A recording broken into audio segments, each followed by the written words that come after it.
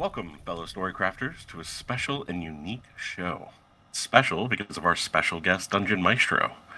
And it's unique Hey. because it's only one host tonight, yours truly. But goodness, do we miss our fellow game masters, Nicole, Jared, and the myth, the man, the editing legend, Jeff.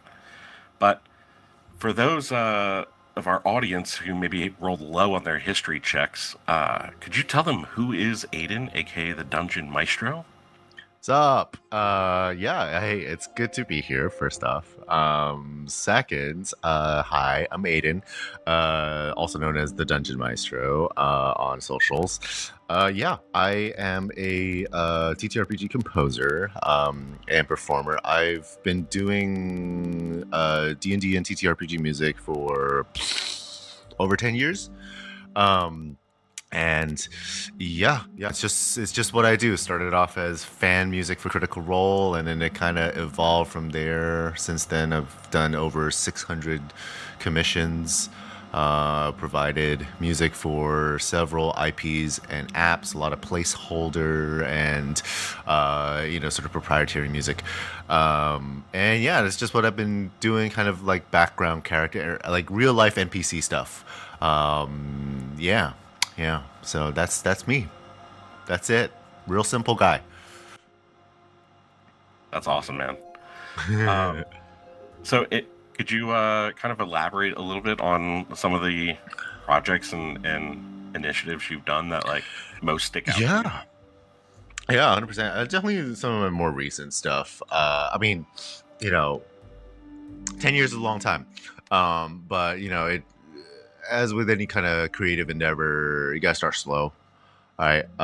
So again, started with commissions. But just because I've been classically trained, so right off the right out the gate, I was bringing all that sort of trained, fully orchestral, like John Williams and meets Hans Zimmer style, you know, gravitas to all my work. So I think that's Mm. what contributed to the early commission stuff, like people wanting to get stuff made by me. And then again, like what stands out most is the more recent stuff. I got to do some official music for um, Cyberpunk Red with R. Telsorian Games. It was for their collaborative AP live stream with Sirenscape. Ooh, Um, cool. yeah. So it was for their Out on a Limb Cyberpunk Red AP. Um, and yeah, I did some music for that. They used some of the music for their follow up AP. Um, and then I also recently got to do some official music for D&D in a Castle.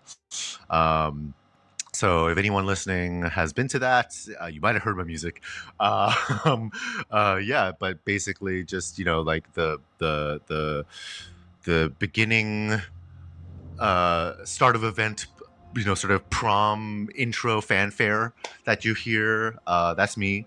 All the different themes for the dungeon masters and their introducing their campaigns as they announce them.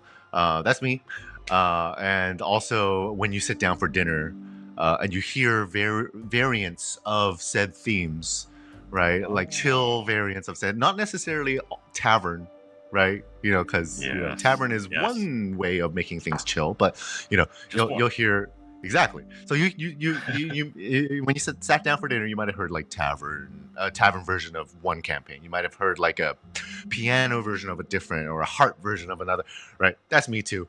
And yeah, I actually allowed them to use a lot of chill tunes from my own vault as well.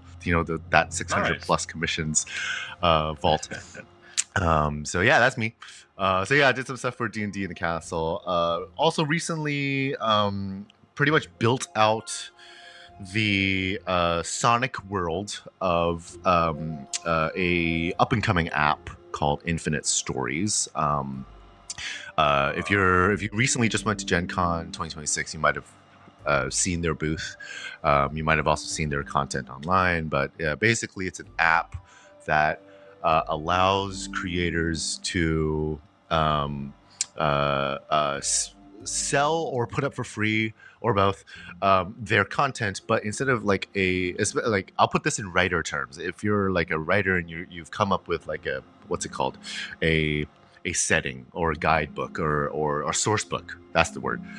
You don't have to put up the entire PDF, right? You can put up Mhm. little like chunks at a time in little cards, right? And that and those cards, users are then able to see on their feed or search for, and put it directly into their GM screen, and deploy it to players via a portal. And that Okay. goes with art, and it goes with music. And so yeah, so I've been doing, and they have an in-house setting, right, called Soliton. And I've been creating the sort of landscape, what's called, soundtrack for that. Mhm. So all the biomes, all the locations, different variable intensities, different NPCs, factions, whatnot. Yeah, and just been developing that. It's about 13 hours of music, I believe. Um, yeah, so comparable to, if you downloaded any other uh music app for TTRPGs. It's around that, but it's just one guy instead of a team. um so I did music for that. And they're still in testing right now. So but definitely follow them along. But yeah, so I've been doing that. And then also still plugging away at commissions. And yeah, that's pretty much So, what I've been doing. so it sounds like with Infinite Stories, it's a virtual tabletop. Not in the sense that there is a like battle maps that you can use. I mean, artists can put up battle maps, and you can Hmm. when you see them, you can download them. But there's no like actual virtual map you can use with minis that you can move around. The portal is on the GM side. It's basically a DM screen, um, where you put up your notes, and you can put art, and you can add music, and you can organize things into different scenes. And the way you deploy things to your players is through a portal, and it's basically like a real nice browser screen. Everything's on browser, by the way, so it's nice and easy to use. It's on a Nice. browser, and you can deploy a background image or video. You can deploy a foreground image or video. You can deploy said text, and there's also audio channels that you could deploy the music to. So it's like instead of like, they highly suggest using it in conjunction with a VTT. So you have your VTT, you've got your battle map, but then if you want to show your players what this NPC actually looks like, right? Instead of like turning your screen around, and you're directly sending that image to them, right? And it's just yeah, it's instead of being a VTT, they're trying to be the world's best GM screen, digital GM screen. Okay. Okay. Yeah, Very yeah, cool. That's pretty cool. Okay. Well, that makes sense then. Um, that's awesome, man. So that makes a lot of sense with the under my yeah. confusion with the VTT and it's Hmm. such a digital interface. But that's really cool. That's It's definitely an designed so you FAQ can for use it. sure. Yeah, Yeah, yeah. you can. So that's nice, man. Well, speaking of things you can use at the table, I know you have a very special Kickstarter that is currently live. Yep. I was wondering if you might be able to tell us a little bit more about that. 100%, yeah. So I do have a Kickstarter going on right now. As of release, it'll end. As of recording, it'll end in about 16 days. So probably in about a week when this is released. But it is called Hope and Fear Volume One. It is a dual mood TTRPG fantasy album. Um, and if you're listening and you're wondering, hey, Hope and Fear, that sounds familiar. It's like, yeah, yeah. It's specifically named after the Daggerheart mechanic, in no way associated or directly sanctioned by um, Darrington Press or Critical Role, but it did come out of me gently slash not so gently prodding the TTRPG community online about what their biggest issues are with using music at the table. Yes. Yeah, and a lot of it is solved by some of the current apps out there. I'm gonna shout them out because musician creatives gotta support creatives, but Pocket Bard, you got variable intensities, you got soundtrack that'll keep playing for hours, without really hearing the same thing over and over. They've got an amazing architecture, so They do. to that end, please go download that app. You got Monument Studios, which they've got a huge range. And just listening to their catalog, very well done as well. Very well done. And I have to interject and say, just run by two awesome guys.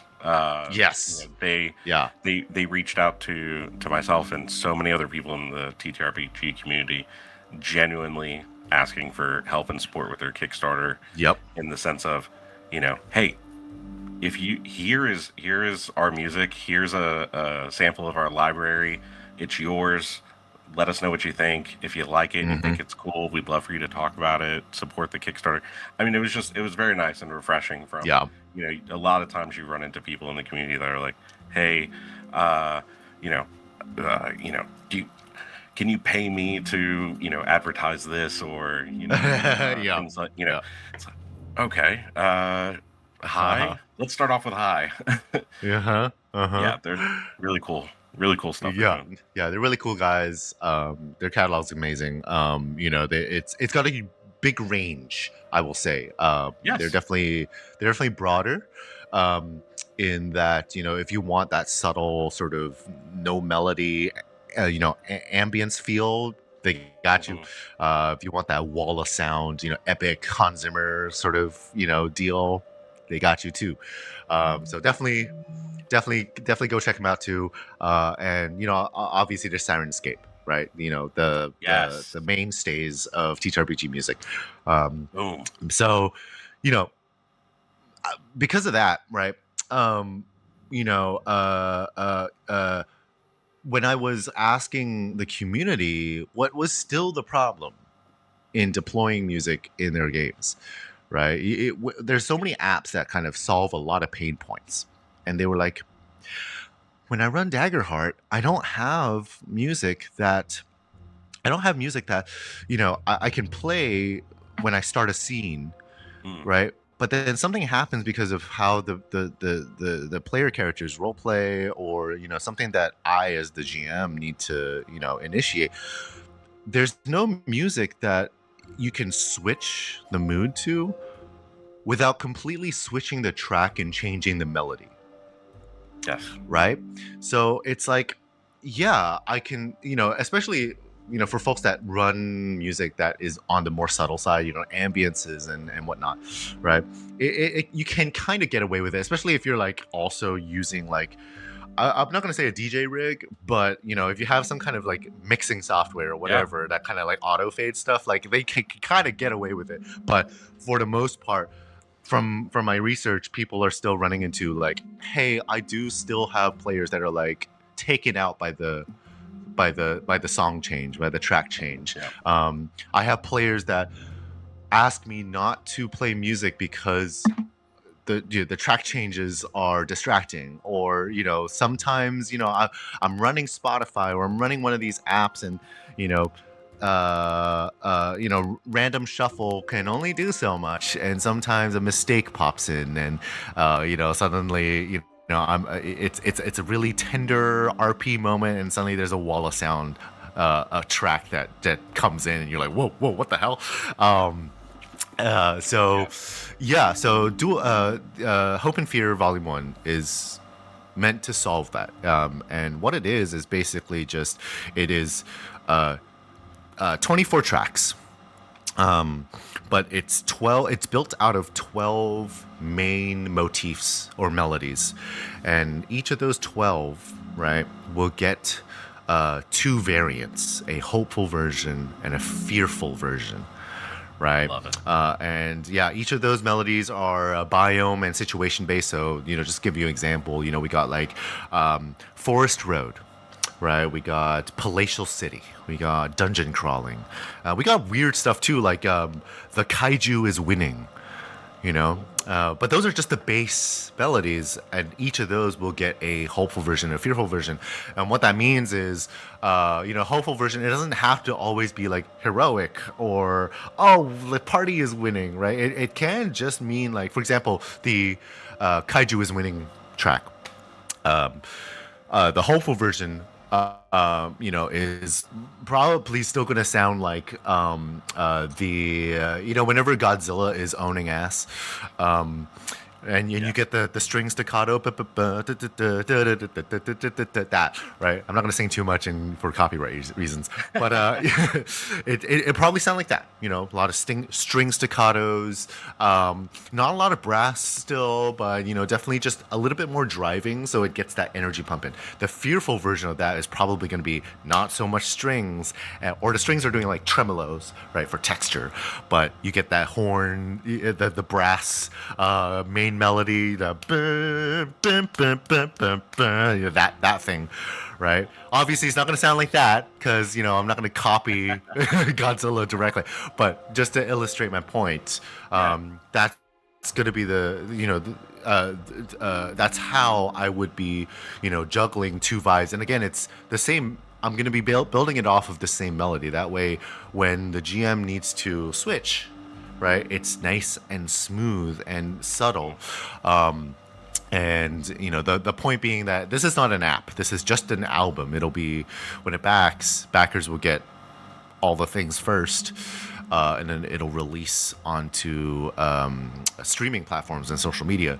But the main proposition being that backers, depending on your tier, will get various assets and cues, right? Which means you can load stuff up into a VTT or whatever mixing software, audio software you're using that allows you to do that. And you'd be able to crossfade between the two versions. Or again, if you're using like a Stream Deck or whatever, sort of a soundboard, right? You'd be able to load those cues and have full control of the music. But again, you're getting double the vibes, right? Not just hey, this one track and you get cues. You're basically getting two tracks, same vibe, but right, with all the assets. Yeah, that was long, but yeah, that's pretty much Hope and Fear Volume 1. Cool. Sorry. No, it's okay. Yeah. So, no, dude, it's absolutely amazing. And I think it's so cool. And as somebody who has run a lot of different in-person games at various tables, various settings, various groups, various themes of what it is that we're going to be playing, that tabletop module. The consistent thing is it is tough. Like you said, if you don't have, a mixing board or something pre-done, that transition is always harsh. And the only way I've ever been able to really get around it is, having to really focus, hone in the moment, and multitask in engaging the audience at the table. Yeah. And at the same time, with another hand, manipulating the music and raising my voice at the table in order to kind of, cover up the audible silence from the track for a couple of seconds as it goes into another one, and then slowly raise the volume. And that's really tough, Yeah. And there are just certain circumstances and moments and things that happen, as every GM knows. There are sometimes things that happen at a table that are abrupt for everyone, including the GM. Yes. 100%. Yes. There's a certain element that kicks off, the big bad showing up, or the plot twist, or the trap being set off. And the ability to innately do so without the necessary, tools that we talked about before, of sound mixing and everything else, something that is already innately made to transition those moments organically Yeah. is fantastic, and is only going to be further enhanced if you were to use a soundboard or mixing Yeah. software. So Yeah. it's awesome, man. It's absolutely awesome. Yeah. I love what you're doing. Yeah, because some of those pain points, they're just inherent. Like unless you have an app that's built to tackle those, like, Yeah. and even then it's hard, right? Yes. Because especially with TTRPG storytelling or just any kind of like live storytelling, it is there's so many variables, right? So it's yeah, like, especially if you're just a home game, right?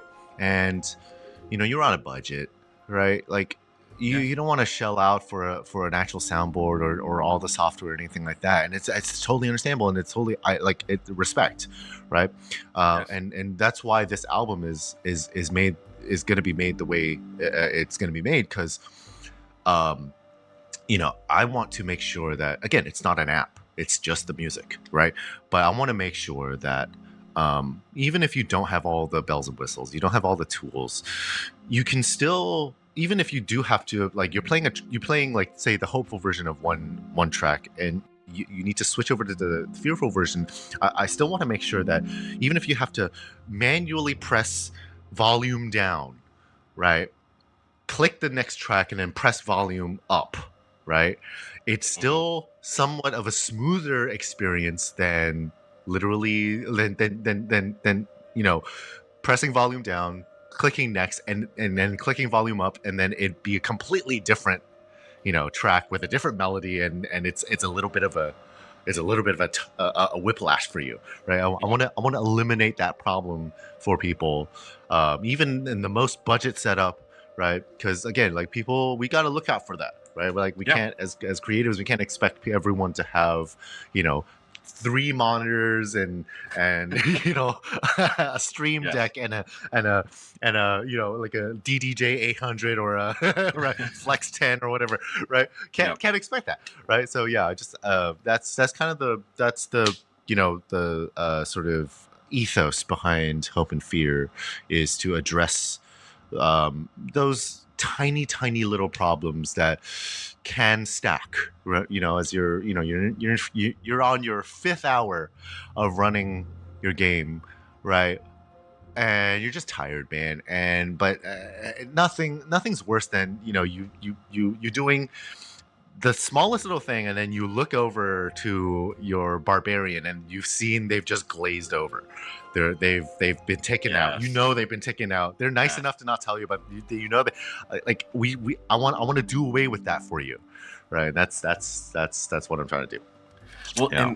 and I'll be honest, like I love music, always have. I have Uh-huh. probably, I don't know, 2 dozen different Spotify playlists, and Mm-hmm.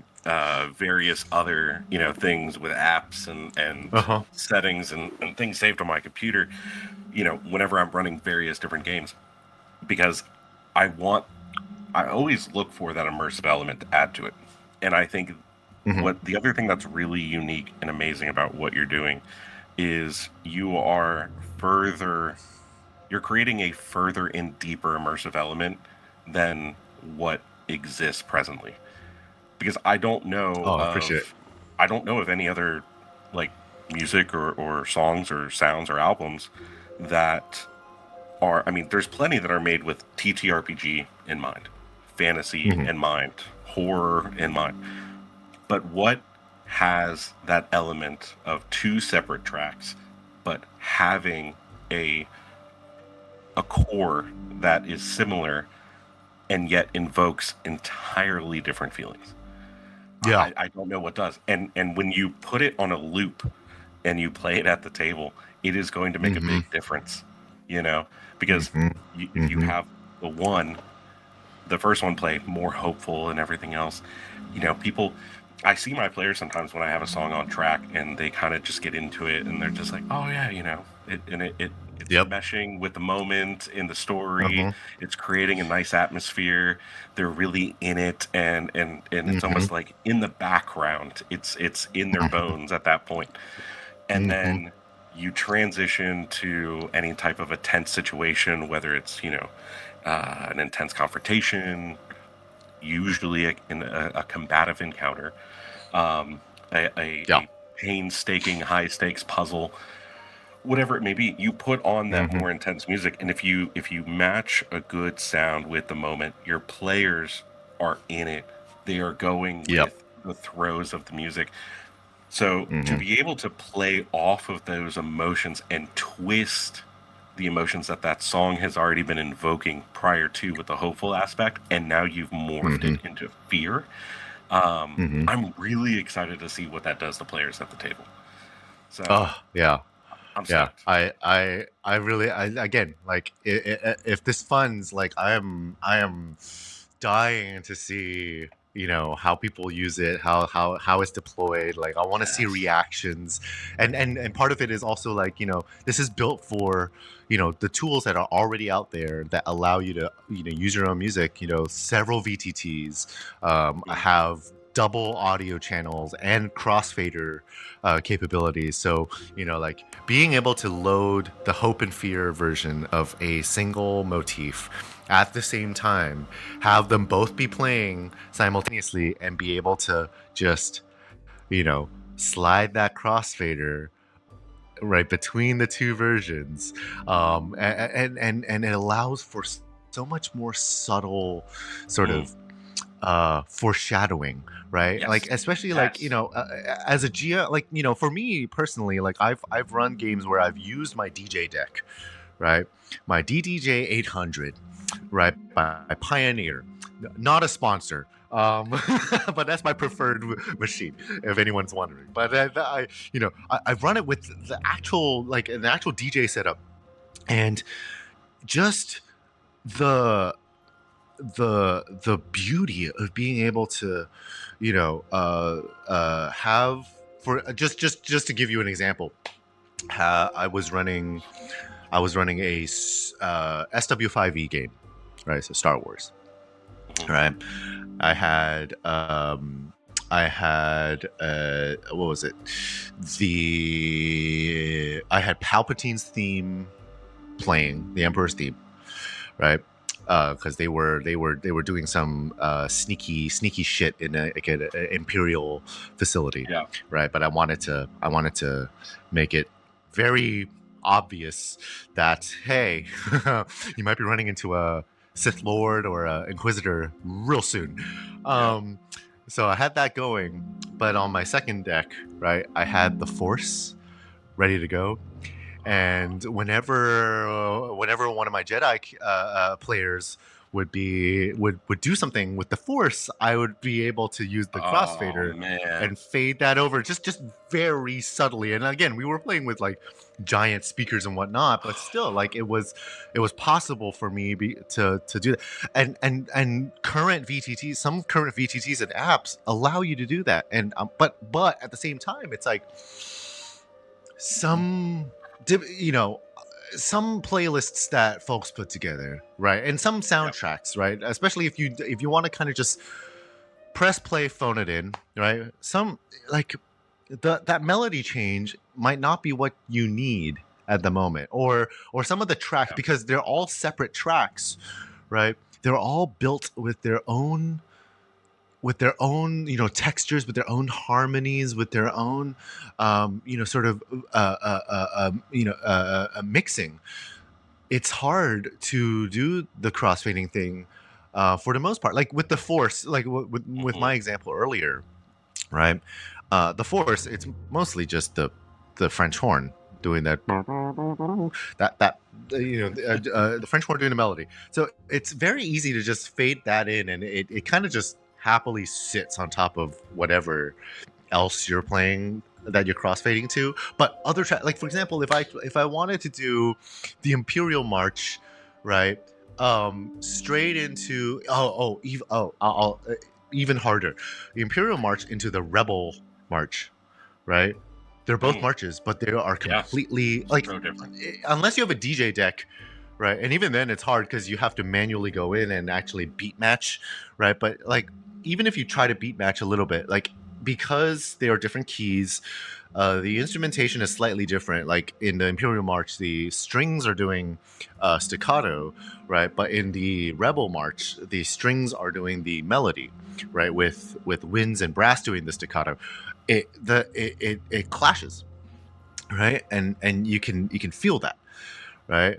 And again, it's made even harder if you don't have, the software or like a DJ Yeah. setup where you can beat match, you can key match, you can do all that stuff, right?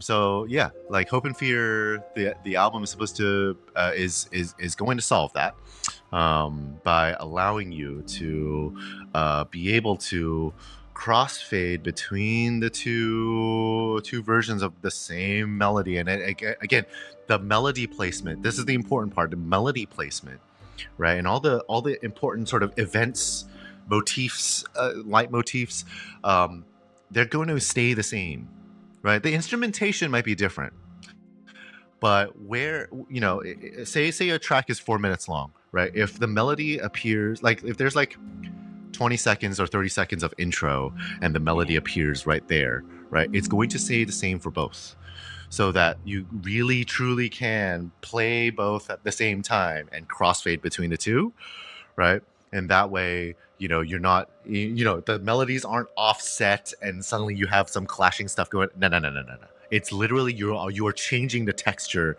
in real life, in real time, right? Um, That's awesome. and even if you want to, like, for example, like, let's go with like Forest Road, right? And you have your PCs on Forest Road. It is the canopy is still not very thick. It's still letting some sun in, so you play the hopeful Mm, version.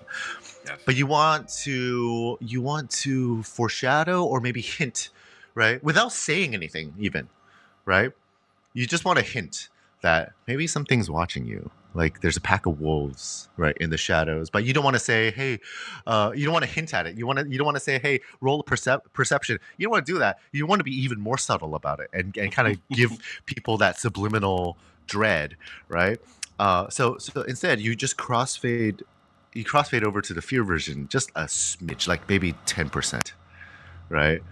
And because there's like a bass drone in the fearful version that starts peeking through, right? Mm, And it I love that. starts, the players don't know, it's like, why am I a little bit uncomfortable? I don't, huh? But you're not saying anything either, so, right? So that's a sort of core pillar of Hope and Fear is, I want to give you that tool to be able to do that. Like, I don't like, so many times I've wanted to be subtly uh scary, or insert like little nuggets of hope in a fearful or combat or intense situation, and I can't do that subtly with the Mm, music. Like, I have to say it, or I have to kind of just directly mention it and be like, hey, roll perception, hey, roll insight, and people already know, the players already know, oh, okay, like something cool's happening, or oh shit, the DM, right? Like, I want to give you that, hey, I'm gonna roll the dice for no reason behind the screen, like, yep. vibe, but with the music as well, I right? love that. Just, and yeah, right. But yeah, that's pretty much Hope and Fear Volume 1. And yeah, I mean, a bunch. I did mention queues and assets earlier, and that comes with the different backer tiers as well. Which the public, after it fulfills, which the public will get streaming, the listening album, Hmm. Hmm. right? So just nicely Spotify, Amazon, or TikTok, Instagram, whatever, right? It'll be just out there, right? But backers will, like, depending on your tier. For example, there's two listening. Well, there's one early listening tier. You just get the album early, but there's also like a game ready assets tier, which gives you, obviously the base album, but also gives you like 10-minute loop versions of the tracks, right? So if you are one of those set it and forget it types, you have that asset for you, and only those backers will get it. Like the public will never ever get that. Um, you'll also get like um, clean, cues for certain melodies and whatnot. So, for example, if you're transitioning scenes or changing locations, you have the cue to be able to just play that.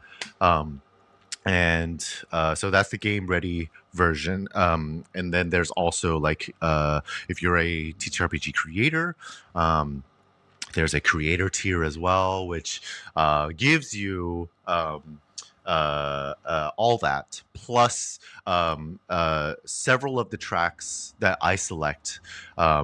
And will be voted on by the community, of course, on my Discord. Will be will have variants as well. So beyond just hope and fear, right? There might be like, melodyless variant, or it could be without going into variable intensity, but it could be forest path.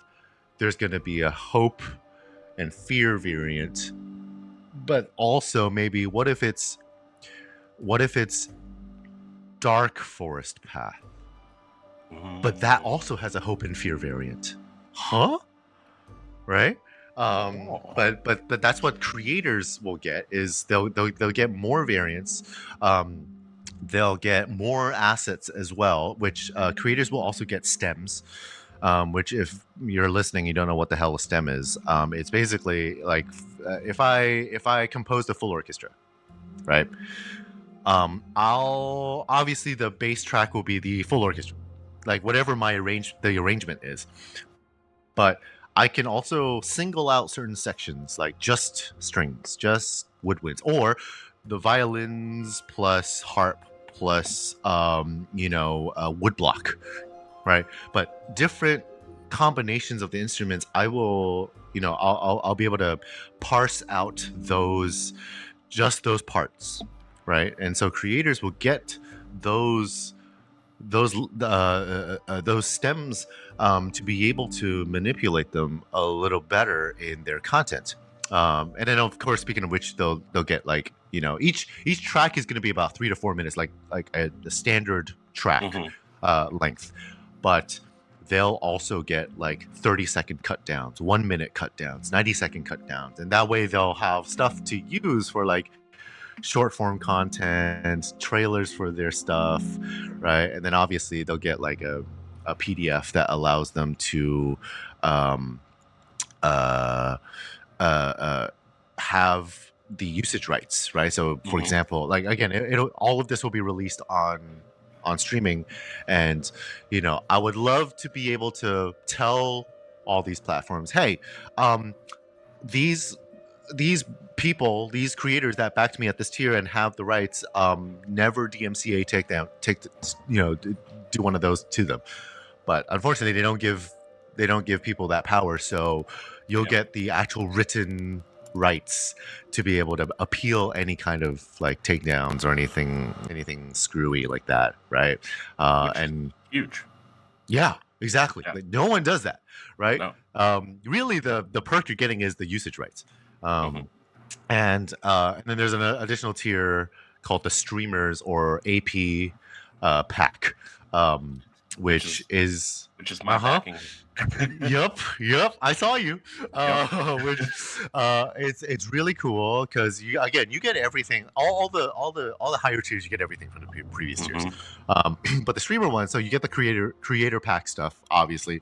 But you also get like 1 hour long mixes of certain tracks, right? Which again, it further enhances the set it and forget it vibe, if that's your vibe, right? Or sometimes you just, hey, again, like you're running combat and it's like, dude, I don't want to have to deal with music, like having the crossfader, great, but even if I don't want to do that, there's an hour long version of this that right, I could just set it and forget it, right? So you get the hour long version, but streamers, because again, a lot of I realize a lot of backers at that tier are going to be producers as well and editors, right? So you'll get even more assets for your productions. Obviously there'll be looped versions like in the game ready tier, but also, you are getting um, more buses. Sorry, bus stems, Hmm. which is what I talked about earlier. You'll also get like more organized folders. Um, so when you receive the asset file, it'll be an organized folder where it's a folder tree. You'll be able to just kind of like browse through them, obviously, and to that end there will be duplicates. Like in the grand scheme of things there will be duplicate tracks, but it's only so they can fit in those. Like if you follow a certain folder Yes. tree, folder Yes. line, you'll still find that track. Again, this is not an app. If it was an app, then it would be a whole searchable Yeah. database and whatnot. But no, this is just a folder that I'm gonna give you. But everything's organized, by genre or instrumentation or vibe, and that way you'll be able to, as a producer or an editor, you'll be able to more easily find the assets that you need. Oh, and also organized by assets. Like, hey, I only want to find 30-second cut downs. Boom, boom, boom, boom, boom, boom. Right. Yes. And again, it'll be giant. It'll be giant because there will be duplicates. But again, it's just to make your life easier. It's not all stored on an app or on a cloud or something. Like you have that permanently. And again, comes with those usage rights as well, to be able to use pretty much in perpetuum, right? That's awesome. So, hey, I appreciate it. But I'm trying to give back to the community, right? But yeah. So those are kind of what backers get, and notwithstanding the stretch goals, even. I mean, and I can think of a couple of people that I know in this community that also, um, some fellow, game masters and creators, who would absolutely love your publisher studio pack because it gets to come Oh with a commissioned one additional 90-second trailer theme for their yeah, project. yeah, Like, that's unreal. I mean, talk about like giving back to the community. I mean, yeah, dude, you're yeah. you're doing amazing and awesome things here.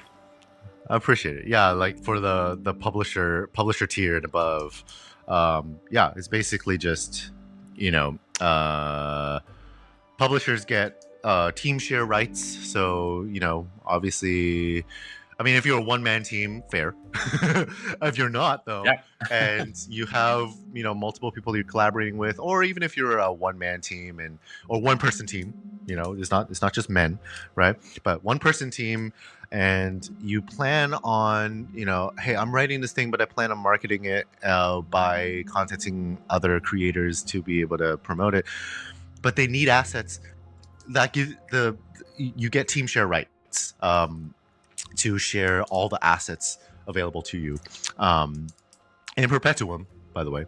And yeah, like I figured, because the core ethos of the actual Kickstarter is, the album has not been made, right? I'm trying to set a precedence where creatives aren't expected to make a thing first before they're funded, Mm.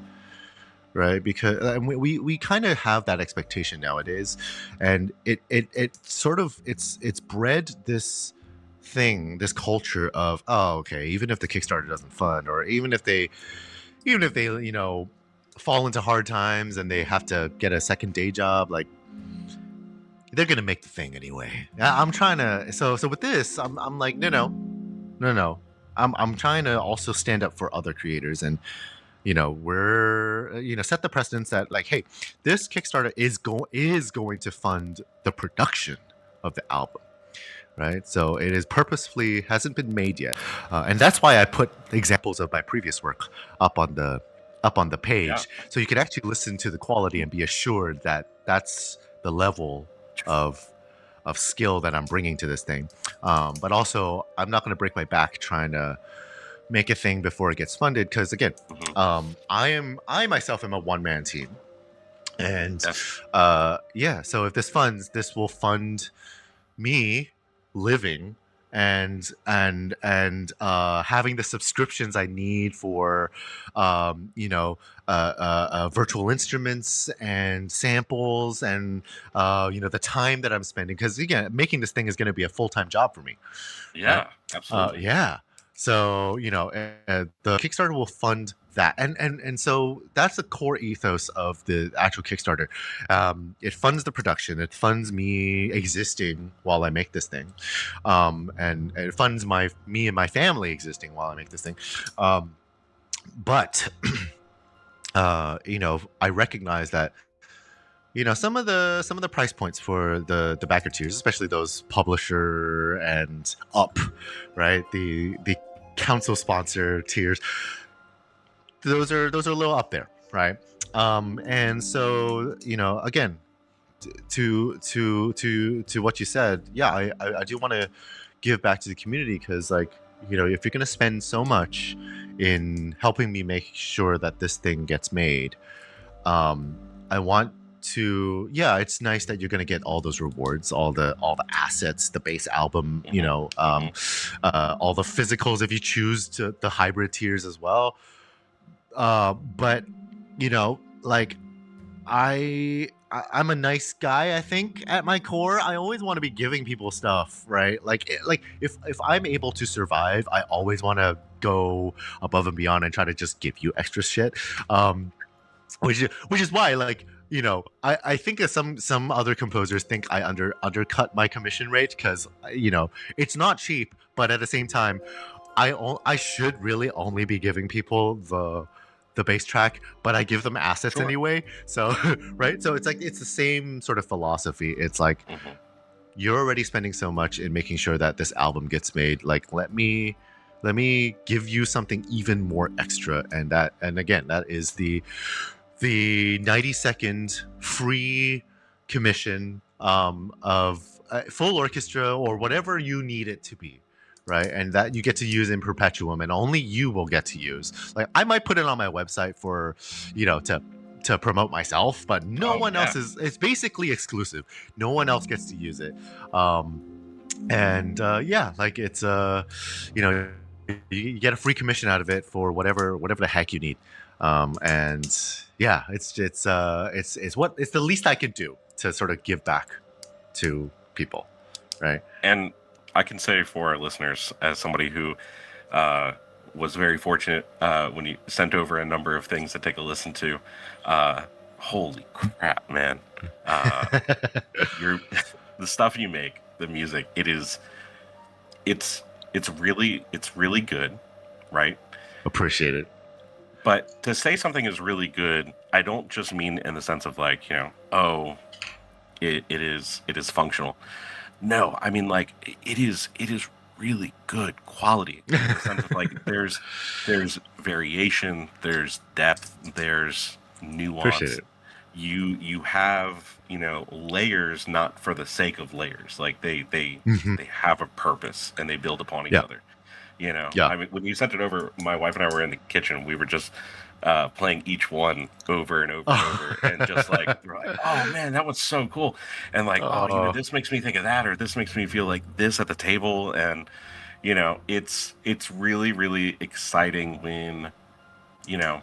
I think something that all game masters can relate to, right, is if you've ever been in any TTRPG store, or hmm surfing on Etsy, and you see a hmm monster mini, and you're like, wow, I hmm don't know what I would use that for, but I want to use it.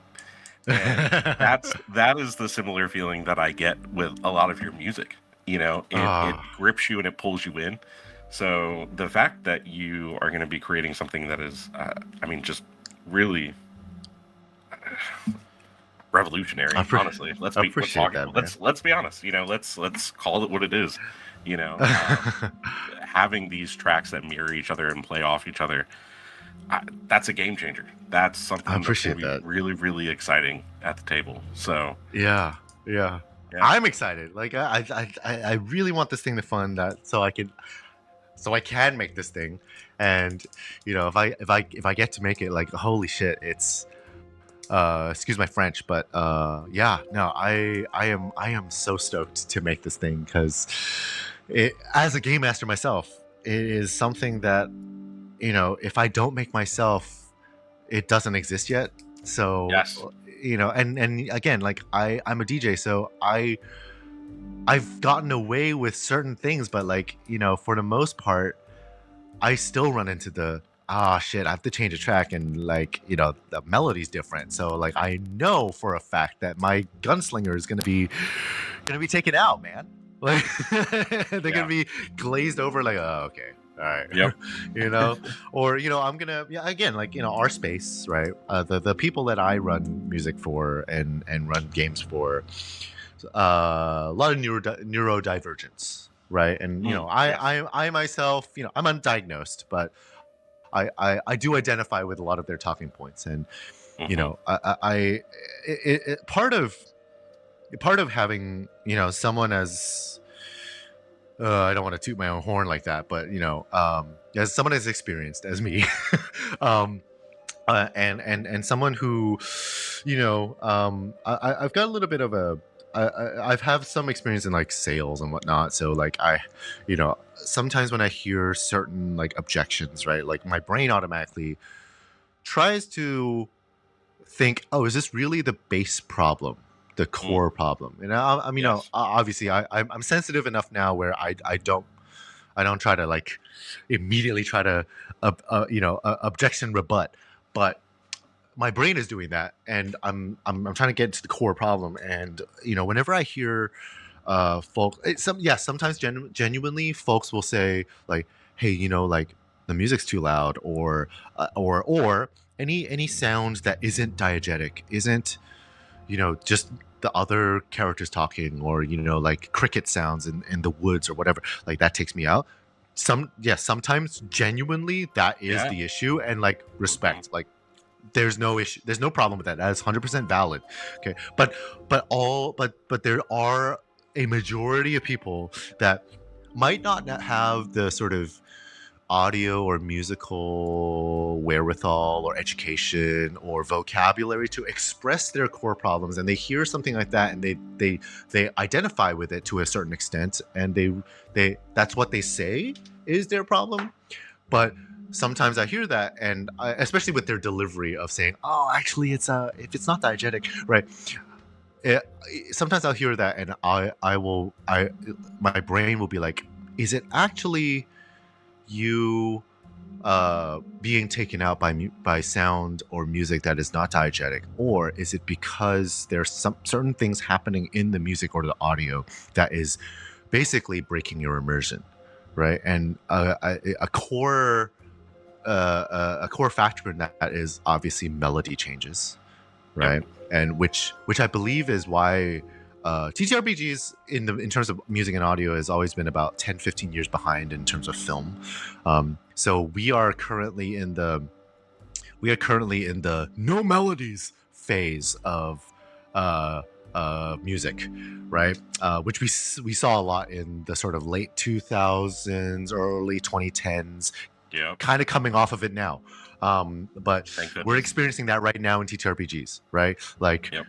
Like we're having our Captain America Winter Soldier. God, amazing movie, right? I hate that soundtrack though. It is, Yep. like, arguably that is one of my favorite MCU movies, if not my favorite, right? I love that movie, but the soundtrack, God, I hate it. Right? There's no melody. You barely hear the you barely hear it, right? Yep. It's like, oh, I'm getting musically blue balled every second of this thing, Yeah. right?